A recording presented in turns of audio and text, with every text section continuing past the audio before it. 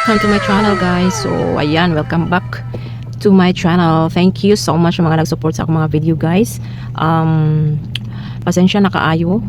Pasensya na po na hindi ako makapag-upload masyado ng mga video guys. So nagpapasalamat po ako sa mga nag-support sa aking mga YouTube channel, sa akong YouTube channel guys. So ayan, so welcome back.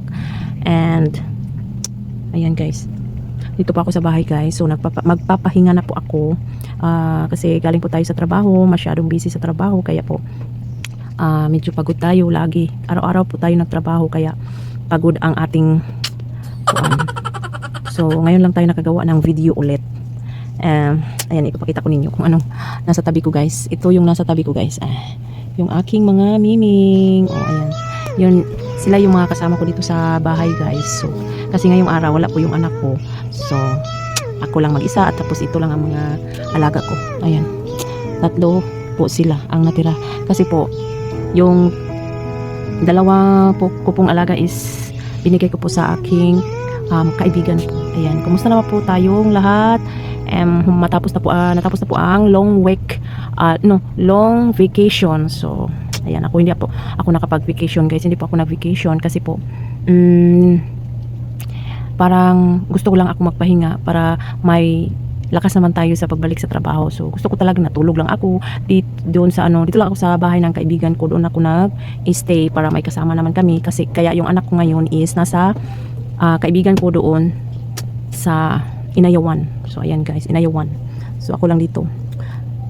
Pero bakasyon naman. So okay lang yun, bakasyon na. Wala namang importanteng mga ginagawa. So doon muna sila para may kasama siya, kasi pag trabaho ako wala po siyang kasama dito sa bahay namin o sa rinintahan ko na kwarto. Wala siyang kasama, siya lang. So okay lang yon, para habang nasa trabaho ako may kasama siya at may kausap yun, maaliw siya doon. So binigyan ko na siyang chance para pumunta at magstay muna dito doon pala.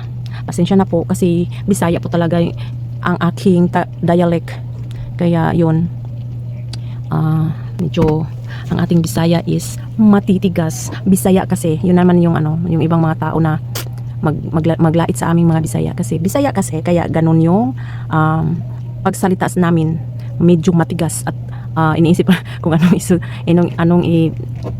isulti, charis. So ayan guys, so yun lang, sana lahat ay nasa mabuting kalagayan. O yan. So ako pala ay isa po akong trabahante ng isang meat shop guys. So dito sa Cebu, isa sa mga malaking meat shop dito sa Cebu guys. Isa po akong chicker, parang nasa office staff, then busy ako all around, nasa opisina, tapos basta marami akong ginagawa. Marami akong, tingnan mo yung mga ko, alaga. Hoy, asa man mo oy. Tabi mo diha be. So ayan guys, so since malapit na matulog na po ako, so naggumawa lang ako ng video kadali para may ma-upload tayo. So ayan, ganyan lang ang buhay ko dito sa Cebu guys. Trabaho, bahay, ganun, kasi may binubuhay tayong mag-isa lang ako, kaya yung arrangements sa aking buhay, charos, ganun lang, trabaho, bahay, trabaho. Pag Sunday, naglalaba dito sa bahay, maraming ginagawa, yun, naglilinis, nag-arrange, maganon dito sa bahay, yun lang, kasi Sunday lang po ang ating break, or Sunday lang ang akong day off, yun, rest day. So ayan guys, thank you so much sa lahat na nag-support ng aking mga video, mga short videos guys. Salamat kayo, maraming salamat. So sana makapag-video tayo ng maiwan naman, mga magandang video, mga magandang spots, pero wala kasi tayong makuha. Dito lang talaga, ganito lang talaga, kaya wala akong ma-upload na long form video. Ayan guys, thank you so much. So dito lang muna na naman tayo, kasi matutulog na rin ako na ako. Bukas maaga naman tayo, alas 4 sa umaga tayo para mag-start naman yung start ng trabaho ko. Ming, ayaw, Ming! Start ng trabaho is 6:30. So, 5:30 pa tayong gumising, mag-prepare kung ano naman ang ating magawa sa buhay, charis. So, ayan guys. So, dito lang muna guys. See you in my next video guys. Bye-bye! Bye!